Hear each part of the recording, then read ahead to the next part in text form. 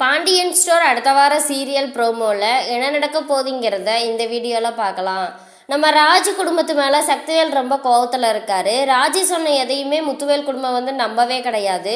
ஆனால் இருந்தாலும் சக்திவேல் நீங்கள் அதை நம்பிட்டீங்க, உங்கள் மகனையும் மருமகளையும் ஒன்று சேர்க்க போகிறீங்க அப்படின்னு சொல்லிட்டு ரொம்ப இதாக பேசிகிட்டு இருக்காங்க. முத்துவேலுக்கு கோவம் வரவும், நீ என்ன தேவையில்லாமல் பேசிகிட்டு இருக்காத, ஏதாவது தெரிஞ்சால் பேசு, இல்லைன்னா பேசாமல் இரு அப்படின்னு சொல்லி எந்திரிச்சு போயிடுறாங்க. அவங்க அது அம்மாவும் அப்படி தான் சொல்கிறாங்க. சக்தி ஏன் சக்தி இப்படி முத்துவை போட்டு இப்படி பேசிக்கிட்டே இருக்க, வாய்க்கு வந்தபடி கொஞ்ச நேரமாவது அமைதியாக இரு அப்படின்னு சொல்லி அவங்களும் சொல்கிறாங்க.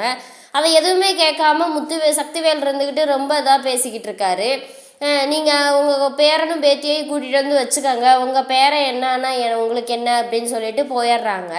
அப்புறம் முத்துவேல் பைக்கில் வந்துட்டுருக்காரு. அந்த நேரம் பார்த்து கதிரும் நம்ம ராஜியும் நடந்து போயிட்டுருக்காங்க. நம்ம முத்துவேலை பார்த்தோன்னே ராஜி அப்பா உங்ககிட்ட ஒரு நிமிஷம் பேசணும்ப்பா அப்படின்னு சொல்லி கேட்குறாங்க. அதுக்கு முத்துவேல் இருந்துக்கிட்டு பேசாமல் போகிறாரு. போகவுமே அப்பா ஒரு நிமிஷம் நில்லுங்க, நான் உங்ககிட்ட ஒன்று மட்டும் பேசுகிறேன் அப்படின்னு சொல்லிட்டு சரின்ட்டு நிற்கிறாரு.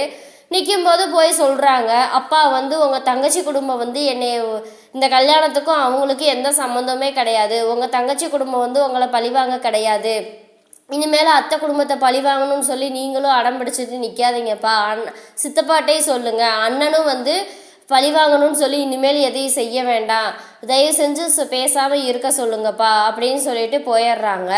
அப்புறம் அதை சக்திவேல் பார்த்துக்கிட்டே இருக்காரு. பார்த்துக்கிட்டே இருந்துட்டு வீட்டுக்கு வரவும், என்னன்னே அப்பாவும் பொண்ணு பயங்கர பாச இதோட இருப்பீங்க போல இருக்குது அப்படிங்கவும், நீ என்ன சொல்கிற சக்தி அப்படின்னு சொல்லி கேட்கும்போது, ஆமாண்ணே அதான் ரோட்டில் நின்று பேசினாலே அதை பார்த்துட்டு தானே நானும் இருந்தேன், அதான் எப்படியோ உங்கள் மகனையும் மருமகளையும் கூட்டிகிட்டு வரணும்னு முடிவு பண்ணிட்டீங்கல்ல அப்படின்னு சொல்லிட்டு இருக்கவுமே, சக்தி நீ தேவையில்லாமல் பேசிகிட்டு இருக்காது சக்தி அப்படின்னு சொல்லிட்டு சும்மா வாய்க்கு வந்தபடி பேசிக்கிட்டே இருக்கியா அப்படின்னு சொல்லிட்டு எந்திரிச்சு போகிறாரு.